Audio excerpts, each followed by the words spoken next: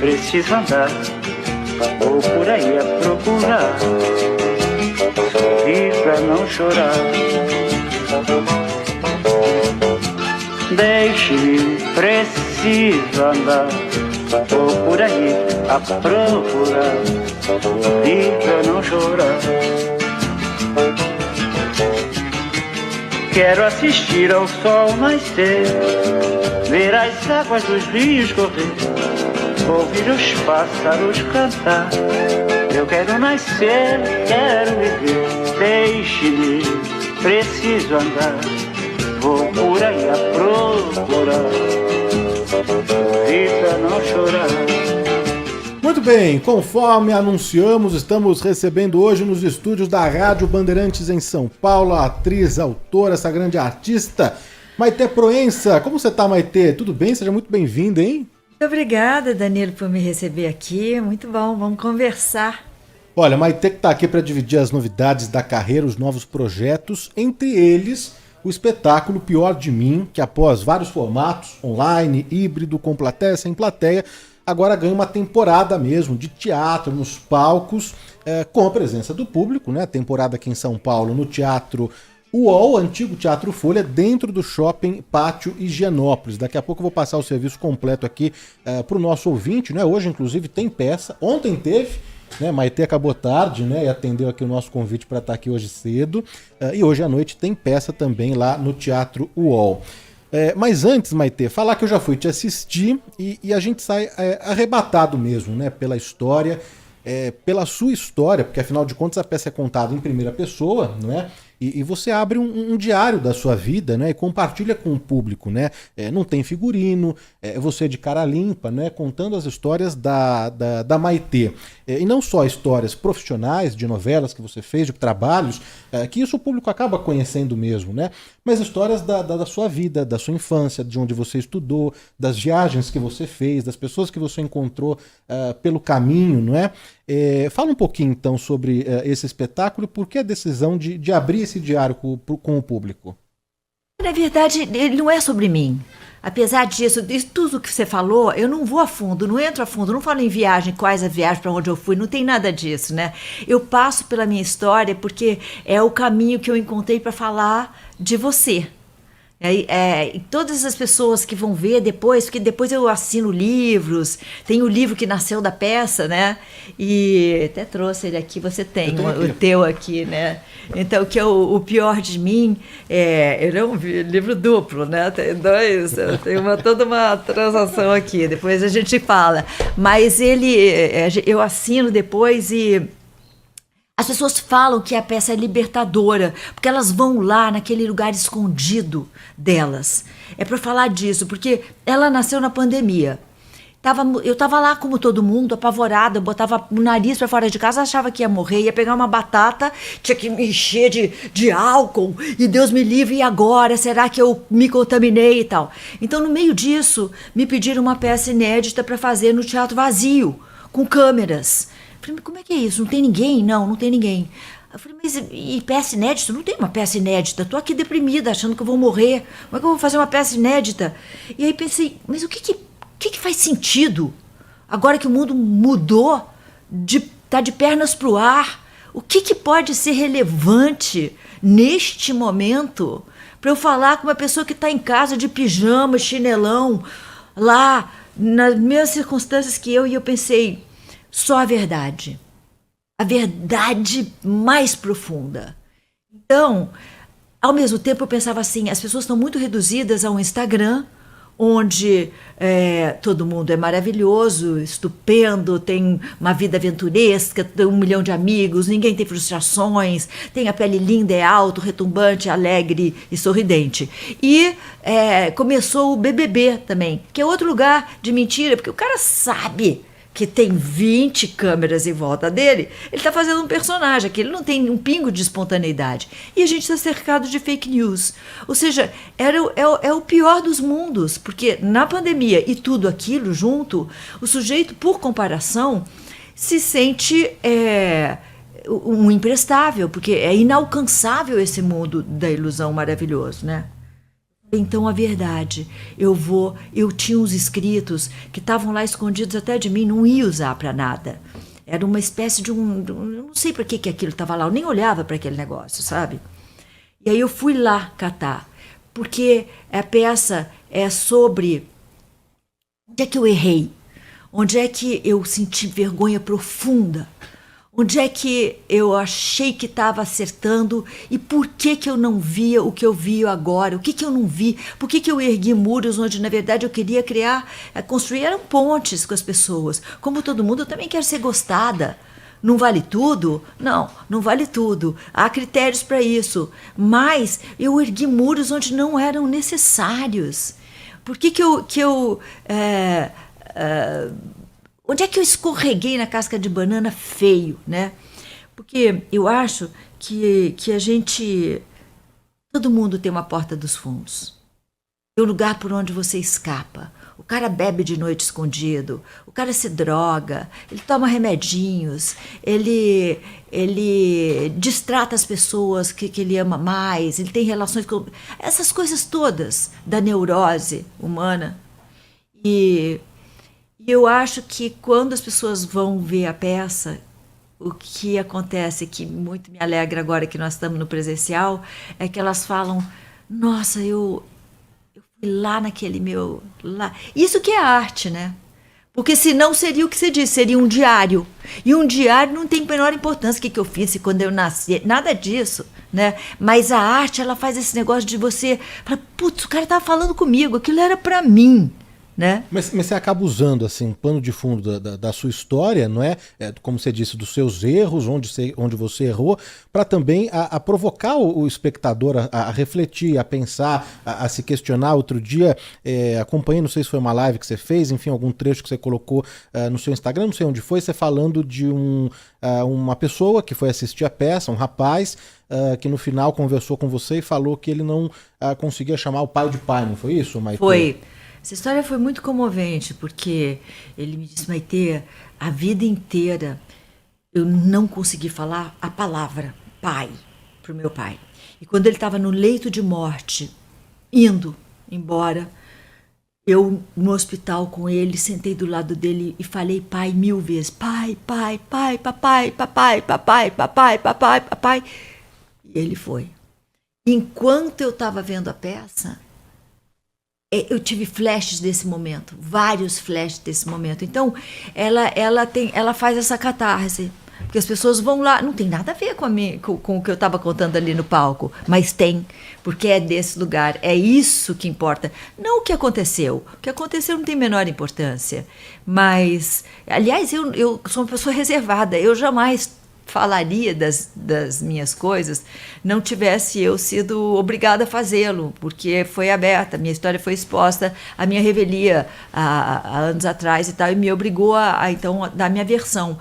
Mas, já que aconteceu, agora achei que era uma coisa oportuna fazer isso, mas não de uma forma assim...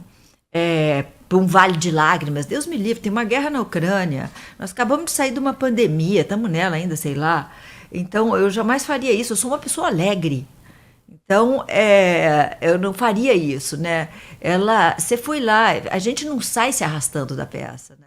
Sai com um negócio de vontade de dar a volta por cima, né? Ô Maitê, mas aproveitando que você falou, né, que na verdade essa história veio à tona contra a sua vontade, não é, num programa de televisão, se eu não me engano foi em 2005, e depois em 2008 é que você lança esse livro aqui, Uma Vida Inventada, e que na verdade você mistura aqui duas personagens, né, e a gente não sabe ao certo, sabe, assim, a gente começa a ler algumas coisas, mas tem uma mistura, né, entre a Maitê e uma personagem, né, e aí fica a critério do público, é isso?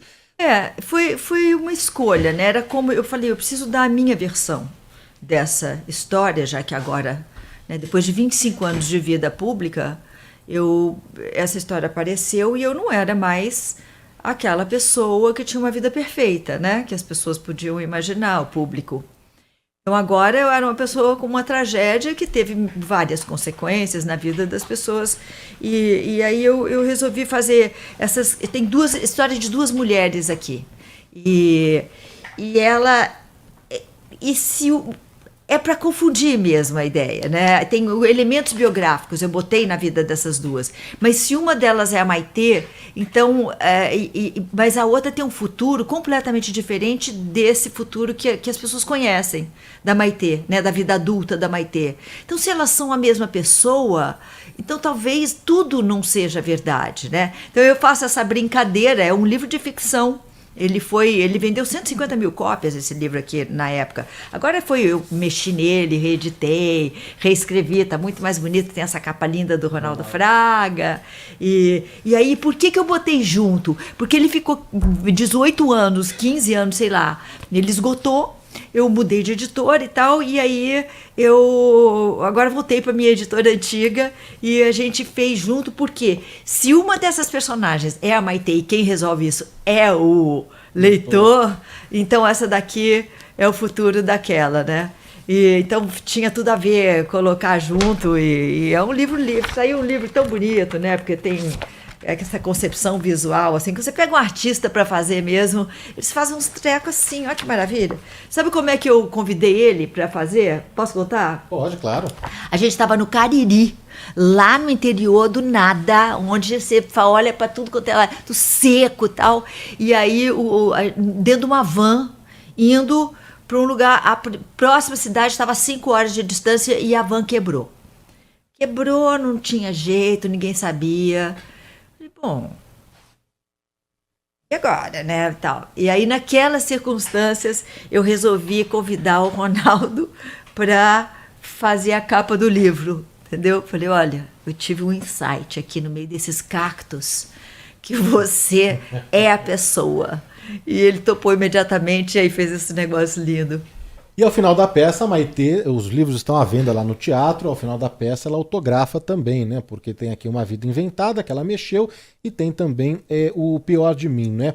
Você contou aqui que quando a Ana Beatriz Nogueira te ligou, estava no auge da pandemia, ela te ligou pedindo um texto, você não tinha, mas tinha ali esses rascunhos na gaveta que você, na verdade, nem queria abrir, mexer, né? Expor. Quando que você toma coragem de trazer esses textos mesmo para uma montagem de teatro? E a segunda pergunta foi mais libertador, escrever ou encenar? Eu não tomei coragem, eu tinha 20 dias, ou eu fazia ou não fazia, entendeu? Não foi uma questão de, não, eu peguei, eu tinha aquele negócio lá, o projeto era lindo porque era para o dinheiro todo que a gente conseguisse com a venda desses ingressos na versão digital, iria para os profissionais desempregados e sem nenhuma perspectiva, que são 5 milhões de profissionais das artes cênicas, sem futuro, né? Essa gente que tinha filho, tudo, não tinha como alimentar essas pessoas e nem sabia quando ia ter. Então, o dinheiro do digital foi para essa gente.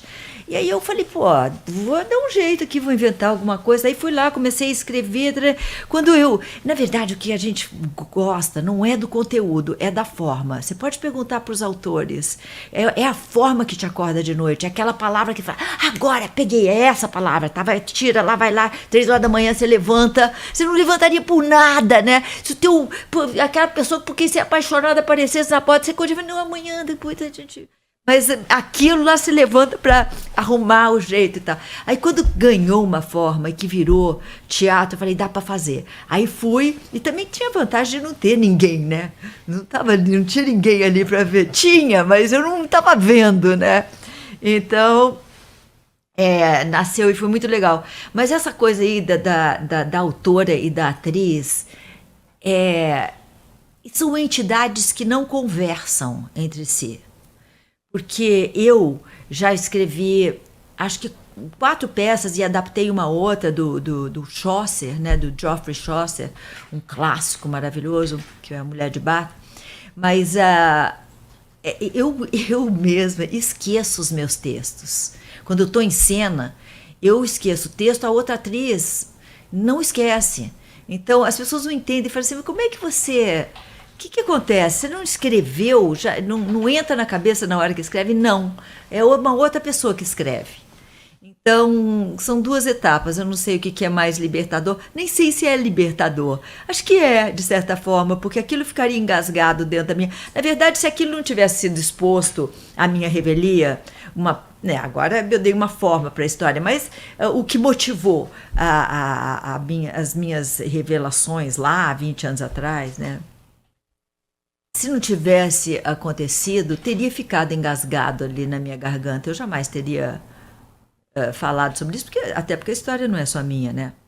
Então, tem a minha filha era pequenininha, ela estava na escola. Ou eu dava uma versão para aquilo, ou a imprensa marrom ia fazer uma festa. Então, eu precisei fazer. Criança é má, né? Ela ia para a escola no dia seguinte. E eu, então, diante daquilo, fiz isso. Agora teve esse desdobramento na pandemia por todos esses outros motivos que eu te contei. As duas coisas nasceram do acaso. Né? Mas até aquele momento, então, ninguém tinha tomado conhecimento, ninguém sabia do... Não, esses fatos, na época lá da minha infância, com 12 anos de idade, saíram nos jornais, né? Mas a associação não era feita e eu não falava. Se alguém jogasse tinha um livro de uma jurista que apareceu bem esquisito e sensacionalista, uma dessas juízas meio...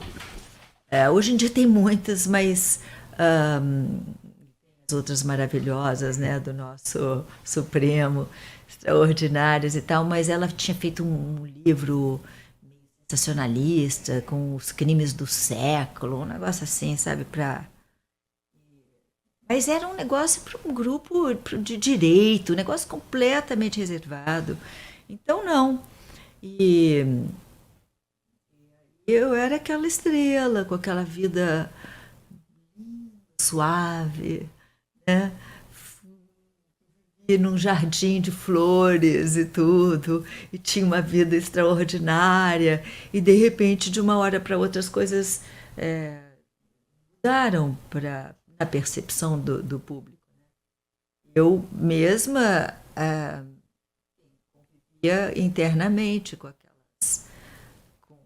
as coisas que nos formam, né? Todos nós temos a nossa história, todos nós temos as nossas tragédias. Eu realmente não acho que grandes acontecimentos sejam mais pesados ou mais dramáticos do que as pequenas tragédias do dia a dia que massacram as pessoas também e derrubam a tua moral e derrubam a tua capacidade de reagir. Então é muito difícil a gente mesurar sofrimento, o que é mais, o que é menos, nem importa, né?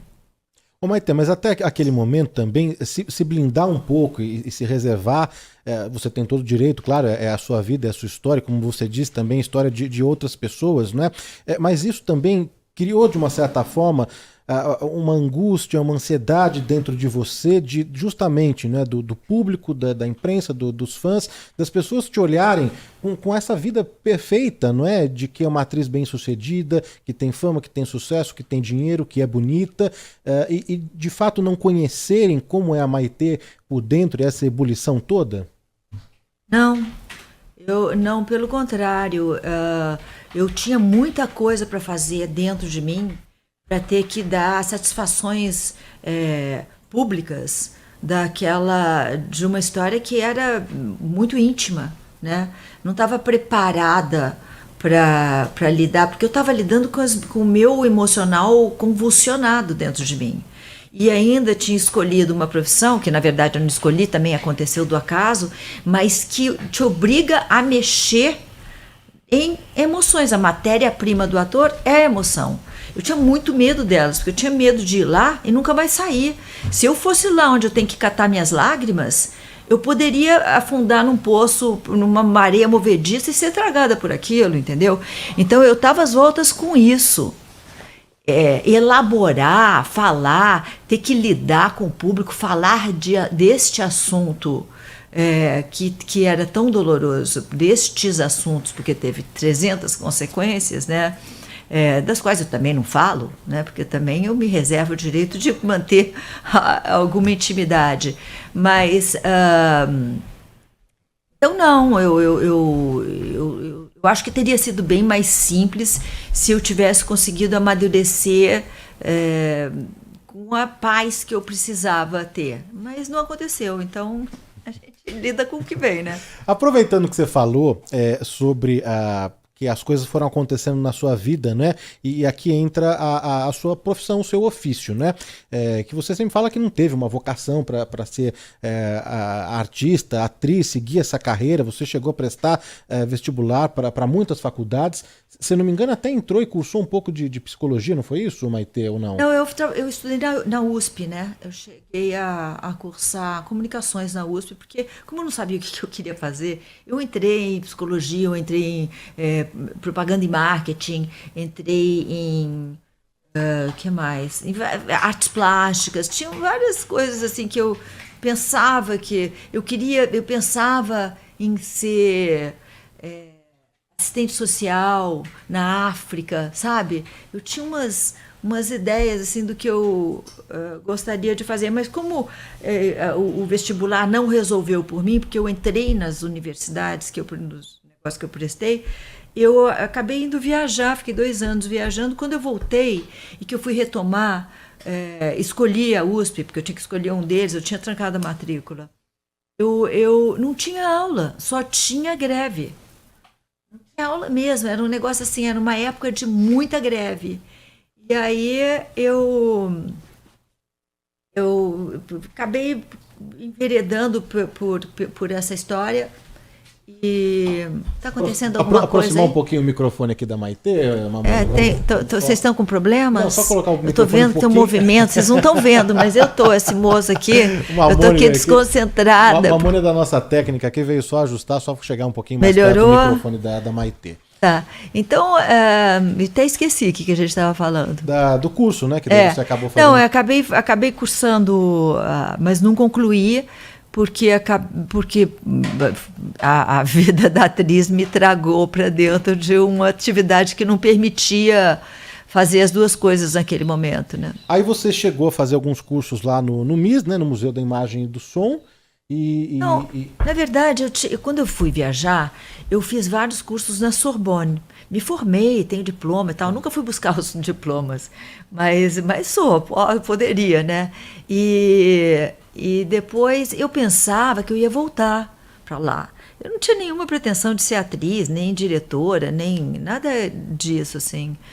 Mas eu tinha muitos interesses, ainda tenho, né? Eu gosto de jardinagem, eu quero velejar, dar uma volta ao mundo de veleiro, eu quero aprender tudo que eu possa sobre árvores, eu sou ambientalista, eu gosto de artes plásticas, já pintei, então eu tenho múltiplos interesses, assim, né?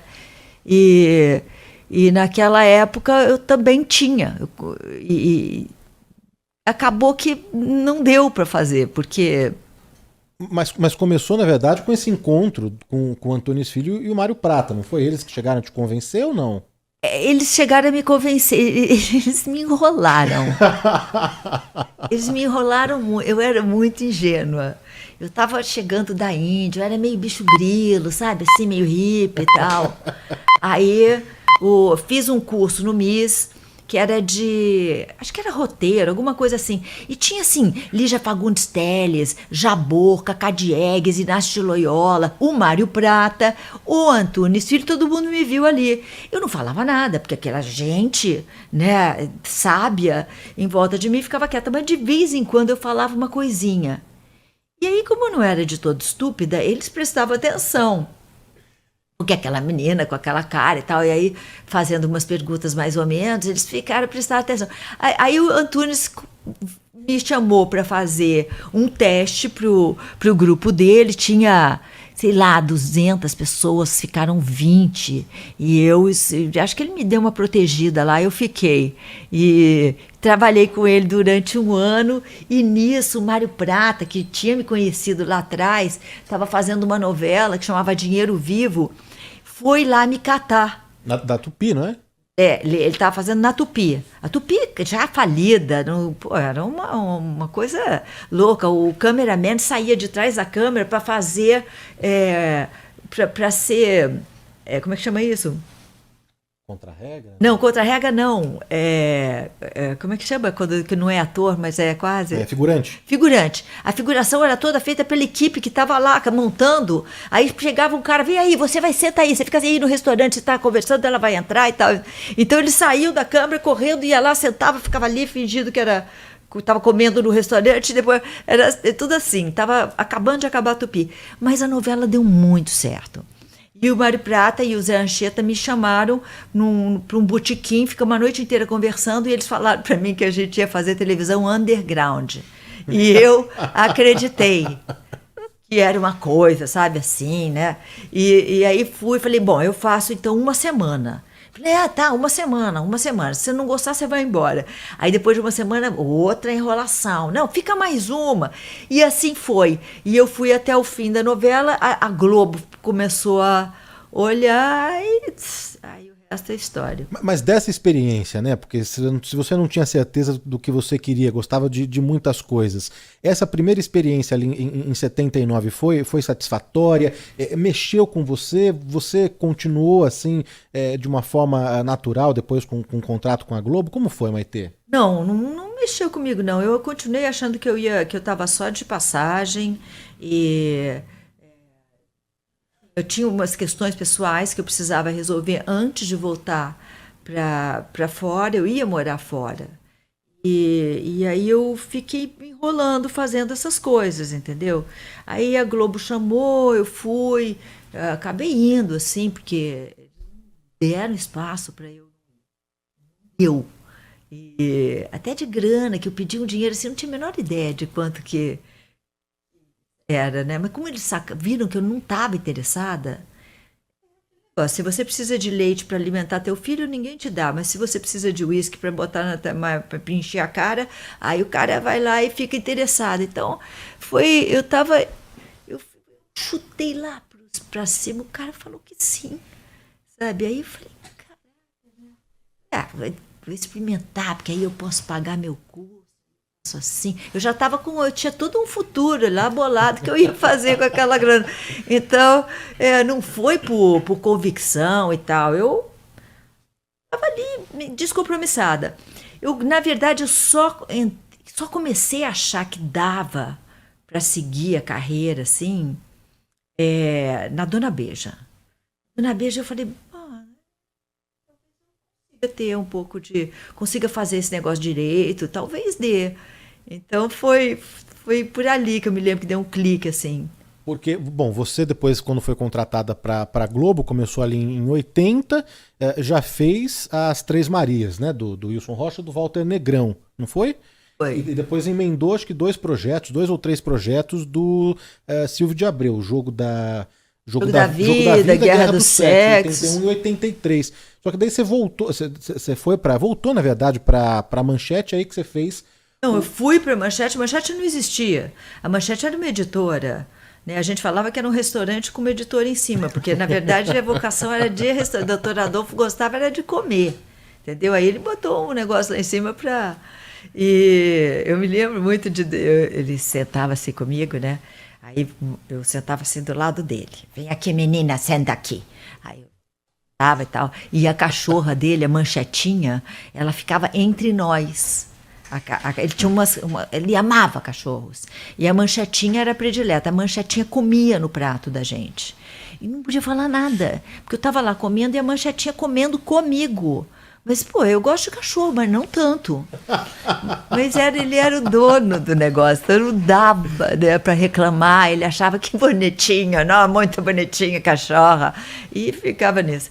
Mas fui para fazer na verdade, eu fui fazer uma minissérie, fui fazer a Marquesa de Santos. A Marquesa de Santos deu muito certo. E depois a Marquesa de Santos... Eu acho que eu voltei para a Globo, fiz mais alguma coisa e depois voltei para Manchete para fazer Dona Beija. E a Dona Beija fez um sucesso mesmo muito grande, não é? Você foi dirigida pelo Rossano, né? Vocês já tinham trabalhado na... A gente tinha trabalhado e tinha sido um desastre. Vocês não se deram muito bem, né, Maitê? Nada bem. Tanto que quando ele me chamava de nomes horríveis que eu jamais tinha ouvido. Eu nem conhecia aquele vocabulário. Ele chamava a mulher dele de puta para baixo. E para mim, você pode imaginar, porque eu não sabia nada. Eu estava chegando na minha casa, não tinha televisão. Tá ruim o negócio? Tem que falar bem. Eu vou comer esse microfone. Será que se eu comer o microfone fica bom para você? Ó, aí era muito ruim. Ele estava muito tenso, o Herval.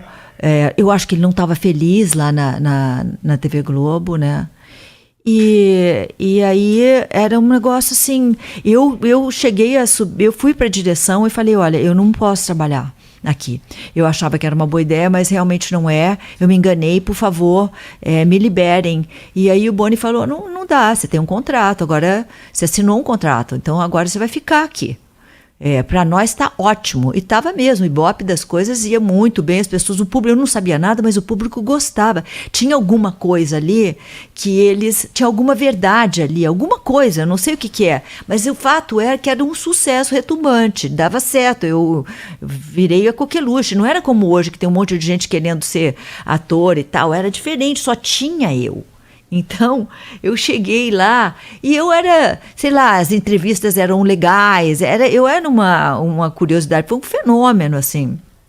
Aí, não consegui sair. Então, quando o Herval me chamou para fazer a Dona Beija, eu falei: mas como assim? Eu falei: Herval, é o seguinte, fui lá, né, conversar com ele. Herval, você não gosta de mim. Eu também não gosto de você. Então, como é que vai ser? Porque eu vou te dizer um negócio. Primeira vez que você me destratar, que você me falar aquelas palavras que você falou comigo outrora, eu vou me embora e eu não vou voltar nunca mais. Você entendeu? Então você não precisa gostar de mim, mas eu quero que você me trate bem. Ele prometeu que ele ia cumprir. E não só prometeu, como foi maravilhoso, nós ficamos amicíssimos, ele era adorável, ele virou outra pessoa, uma pessoa feliz, onde estava, né? E foi realmente maravilhoso, eu tenho muita saudade do Herval.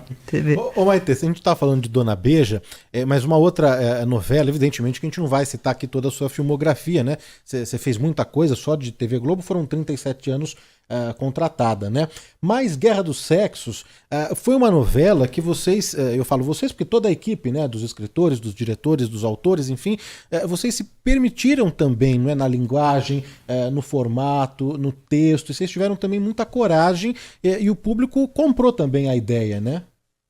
Porque o Silvio de Abreu, que é um craque e que sabia tudo de cinema, as referências dele eram todas cinematográficas, as cenas eram todas inspiradas em grandes filmes e clássicos, né? Mas ele achou, porque a televisão até então era um dramalhão, era aquele Glória Magadã, aquele negócio, né? Bota pra... chicoteia que o público vai gostar, vai ficar com pena e tal. Então era tudo assim, triste, para as pessoas chorarem em casa. Mas o Silvio achou que podia fazer um núcleo cômico, experimentou pela primeira vez em Jogo da Vida. Foi lá devagar, tateando, deu certo. Aí quando ele viu que era por ali, e provou, né? Provou para a direção que não precisava ser daquele jeito, que dava para inovar. Aí ele fez Guerra do Sexo. Em Guerra do Sexo ele deitou e rolou. Aí ele foi para as cabeças assim do humor, e tem aquela cena clássica da Fernanda Montenegro com Paulo Otran jogando torta um na cara do outro, e que eram aqueles ícones, né? Eles eram pessoas de teatro, eles eram os mais respeitados assim do Brasil, e de repente baixou. Me lembro no dia, eu fui ver, porque eu fazia sobrinha da Fernanda, né? Nós morávamos na mesma casa. Os dois eram meus tios, né, na novela do personagem. Você era Juliana, não era? Eu era Juliana. Eu era a menina da casa rica que se apaixonava pelo motorista, mas não dava o braço a torcer para ele, porque ele era o pobretão, bobo, e ela era apaixonada, encantada de quatro por ele, e fingia que não. E também trabalhava na empresa da família, com a Fernanda, Dona e tal. Aí baixou, quem estava na emissora naquele dia, desceu para ver a cena. Eles fizeram de primeira, não teve ensaio, porque não dava aquela lambança, não dava para ter ensaio. Mas a gente ria e não podia fazer barulho, porque senão a cena ia estragar a cena. Os câmeras riam de mover o ombro, segurando aquelas câmeras pesadas, eles não se continham. Era assim, não é possível, olha o que eles estão fazendo. Olha que loucura, gente. Quando acabou, foi um aplauso para tudo quanto é lado. E a novela era realmente muito maravilhosa. Tinha um elencaço. Tarcísio Meira, Glória Menezes, Zé Mário, Lucélia Santos, Maria Zilda, sei lá, Ari Fontoura. Era uma gente, assim, topo de linha, né? O Mário Gomes, extraordinário no seu melhor, assim. Mário Gomes é um ator extraordinário, mas ele teve percalços lá, brigou lá com o povo e deu problema, mas ele é maravilhoso, enfim. Então foi uma novela revolucionária porque ela foi uma transição de gêneros, né? E permitiu que no horário das 7, se hoje as pessoas fazem humor, isso se deve ao Silvio de Abreu. Ô Maitê, no livro você fala um pouco sobre a vaidade dos artistas, do ego, do tratamento também, não é? Fala sobre os aplausos, da fama, do sucesso e sobre querer, você, Maitê, muitas vezes querer sumir assim no meio da multidão como mais digamos, uma pessoa normal, não que você não seja, não que você seja diferente, né? Mas um artista tá ali, né? Com a cara estampada na televisão, no cinema, no teatro, tem essa projeção, essa visibilidade, né? Quando você tá em viagem, você tem a chance mesmo de se camuflar, porque as pessoas não ficam olhando, não ficam reparando, não é? Você até fala isso na peça, quebra um pouco ali a parede e fala, né? Pra ver se ela é bonita mesmo. No início, né? Eu conto uma historinha. Cada dia eu falo de um jeito, fala uma coisa lá no início, mas aí, antes de começar. Mas hoje, você encontrou o equilíbrio para lidar com isso mesmo, com as pessoas, né, te parando, você consegue fazer as suas atividades, como que você consegue aí equilibrar o seu dia, essa rotina, hein, Maitê? Eu não encontrei o equilíbrio, não. Eu ainda estou ali naquela corda bamba e tal. Eu gostaria essa é a parte que eu não gosto. Eu encontrei um caminho para a atriz, né?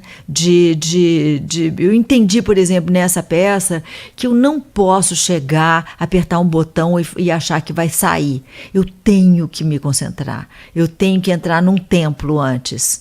E nem sempre é possível, porque o último que não tem tempo para o ator. Tem tempo para o cara dar luz, afinar a luz, tem tempo para não sei o quê, mas não tem tempo para você se aquecer, para você aquecer a voz, não tem lugar. E às vezes é um camarim assim vergonhoso, em que tem gente passando, tem um outro camarim na frente da sua, você tem que passar pelo...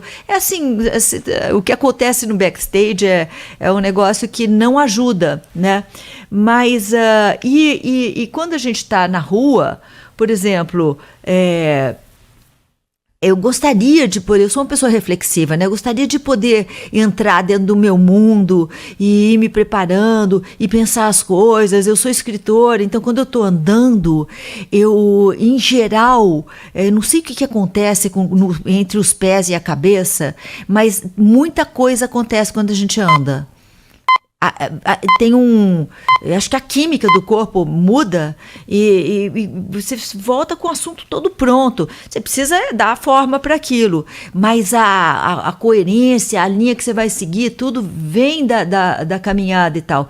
E tem sempre gente no meio do caminho que interrompe quando você está resolvendo, que você está quase, e aí vai aqui, aquela complexidade, você não está escrevendo, porque você está só andando, né? Aí vem uma pessoa e você interrompe. E não dá para não parar, porque a pessoa, para ela é um momento único, né? Não dá para explicar aquele negócio. Outro dia eu fui andar na esteira, na academia que eu vou, a menina falou assim, você quer que eu coloque uma música? Eu falei, não, obrigada e tal. Ela falou, mas você quer que... Sei lá, ela falou, quer que ligue a televisão? Eu falei, não, pelo amor de Deus, não, e tal. Aí ela falou assim, não, eu estou escrevendo, eu falei para ela. Eu andando na esteira, e falei para ela, não, obrigada, não, eu estou escrevendo. Olhou para mim assim, hã? Tá doida, não tá bem, né? Então, É isso, né? Mas eu gosto também, né? Por outro lado, eu gosto de perceber que as pessoas têm um afeto, têm um carinho. Eu gosto de conversar com as pessoas, tanto que quando acaba a minha peça, eu fico mais 1 hora ali com as pessoas, né? Ninguém faz isso. Olha, a gente vai reforçar daqui a pouquinho o serviço completo aqui, porque hoje à noite tem teatro, hoje à noite tem O Pior de Mim no palco do Teatro UOL, que fica dentro do Shopping Pátio Higienópolis, né? Mas antes do serviço, e aproveitar que a gente está falando mesmo um pouco, né, da Maitê fora dos palcos, da televisão também, eu sei que você é uma pessoa muito ligada à natureza, ao bem-estar, tem uma qualidade de vida, não é? Pratica atividade física, tem uma alimentação saudável.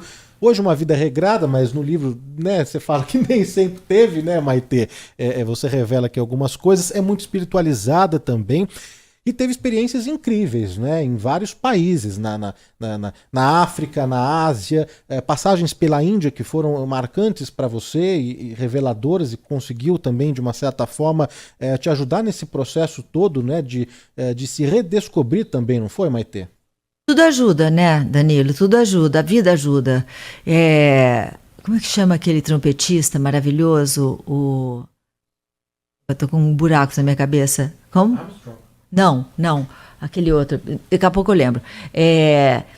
Ele tinha aulas de trompete com o professor, o mestre dele e tal, e um dia o mestre chegou e falou assim, olha, não tenho mais nada para te ensinar, porque você dominou a técnica. Ele era uma criança ainda, assim, pré-adolescente, e falou assim, agora você faz o seguinte, agora você vai para o mundo. Agora você vai encontrar pessoas que pensam diferente de você, agora você vai viajar, você vai ouvir outros músicos, você vai ver grandes filmes, você vai ver teatro, você vai ver arte de todos os tipos, você vai se arrebentar, você vai beber, vai se drogar, vai fazer tudo para você ganhar lastro. Quando você ganhar lastro e você estiver tocando com um outro que tem a mesma técnica que você vai se destacar por causa disso. E não por causa da técnica, porque a técnica é fria, mas o que dá alma para a técnica é essa outra coisa, né? Então, eu sou uma buscadora, e se hoje eu consigo jogar essa busca no meu trabalho e tenho essa segurança que eu não tinha antes, quando eu estava na insegurança emocional e com medo das minhas próprias emoções, durante muitos anos eu estive nessa situação, mas hoje essa entrega é possível, ela é possível também porque eu fui catar. Né? Eu fui fazer as coisas todas, sem medo. As pessoas não têm medo, ou têm problemas morais, ou atribuem a pecado, a religião. Nada é pecado, gente, pelo amor de Deus.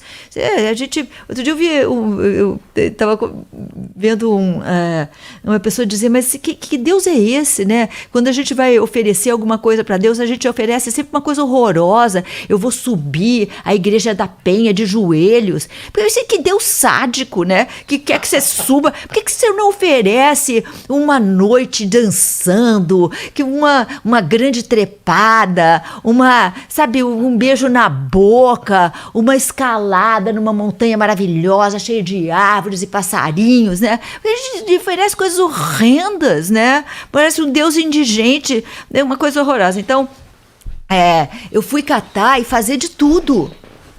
Tá tudo aí pra gente crescer e então virar uma pessoa melhor, mais generosa, que não fique olhando pro próprio umbigo, com as suas regrinhas desse tamaninho e achando que o mundo é daquele tamanho. O mundo não é daquele tamanho. Inclusive, o mundo fica bem mais interessante quando a gente sai de si. Porque não tem nada mais chato do que todo dia você acorda e você tem que lidar com aquela mesma pessoa que você vê no espelho. Esse é o grande cansaço. Né? Eu tenho que lidar comigo todos os dias, com os mesmos problemas, eu tenho aqueles relacionamentos doentios que se repetem, porque eu repito padrões de neuróticos e tudo. Todos os dias eu tenho que lidar com isso. Quando eu me interesso pelo mundo, por gente que pensa completamente diferente de mim, que tem certos e errados opostos aos meus, que tem uma religião oposta à minha, mas que também você vê que ali tem uma pessoa inteira e boa e generosa e pura, né? Apesar dela pensar o contrário de você, né? aí é que você aumenta de tamanho. Fala assim, opa, então talvez essa verdade toda que eu carrego não seja a única, né? Então, é isso que eu fui fazer nas minhas andanças e seguirei fazendo, eu espero, até resolverem que chegou minha hora.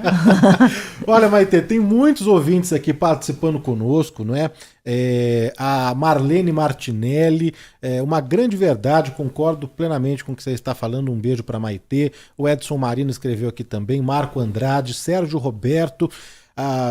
O Sérgio Roberto está perguntando, né, se tem algum projeto aí para televisão. A Maitê está trazendo, na verdade, a estreia de O Pior de Mim no teatro mesmo, com a presença de público, uma temporada regular, porque ela começou no virtual, né? Então acho que você vai seguir bastante tempo em cartaz com O Pior de Mim, levando para outras praças também, né, Maitê? A gente fica até novembro aqui, mas se você sente falta da televisão, lá tem, porque é filmado também, tem uma jogada de câmeras. Como nasceu no virtual, a gente quis manter a gênese do negócio. Então tem um cinemascope atrás de mim acontecendo, é bem rico visualmente. Mas a televisão, eu fui chamada até pelo Silvio de Abreu mesmo, para fazer uma série.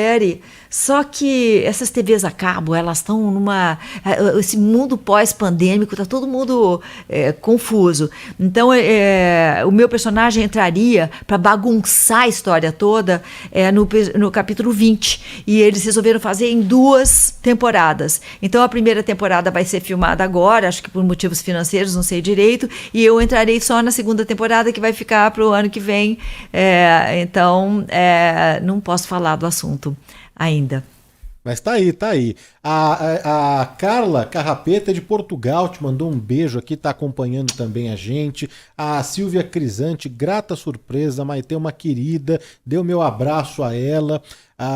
Quem mais aqui escreveu? O esposo Paulo Martinelli ama vocês, que o Senhor de Jesus sempre acompanha a vida de vocês, deixando um beijo aqui para Maitê. O William também escreveu. Quem mais? Fátima Aparecida, Yara Correia. O tempo esqueceu da Maitê, ela continua lindíssima. E olha, para quem gosta de lifestyle, né? A Maitê, no começo da pandemia, não sei se agora você continua assim com uma frequência tão grande, né, Maitê? Mas você publicava direto, né, as suas ginásticas, né? Até ensinando a fazer coisas, compostagem, reciclar o lixo. Você tem essa pegada sustentável e compartilha isso, porque a rede social também, o bom da rede social é isso, compartilhar boas práticas também, né, Maitê? Eu acho que sim, porque senão fica aquela baboseira, o que eu fiz, o que eu comi, né? A hora que eu fui ao banheiro, realmente não estou ali para isso. Mas como na pandemia, eu também estava muito solitária, porque eu estava dentro de casa ali, minha filha ficou grávida durante a pandemia, eu não podia ser uma transmissora. Ela morava em outra casa, mas com a única pessoa que eu visitava. E depois ela teve neném, então realmente não dava para eu não ter o cuidado extremo e tal. E aí eu descobri que eu que tinha uma certa resistência às redes sociais, que aquilo também me fazia companhia. Então, como eu ia fazer ginástica mesmo, ou eu ia fazer mesmo yoga com um profissional, eu fico lá olhando para o profissional, faço, e as pessoas, meus seguidores todos, podem me seguir, que também estão em casa.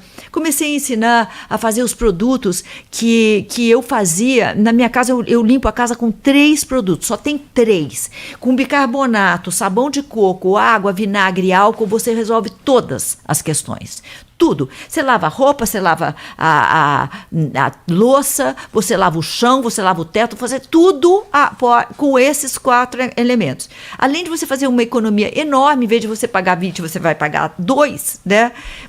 Quando aquilo entra pelo ralo, não destrói, não suja os rios, não destrói o meio ambiente e só tem vantagens. É muito fácil, nos produtos usados na casa da vovó. A vovó era limpinha, né? Então a casa fica bacana.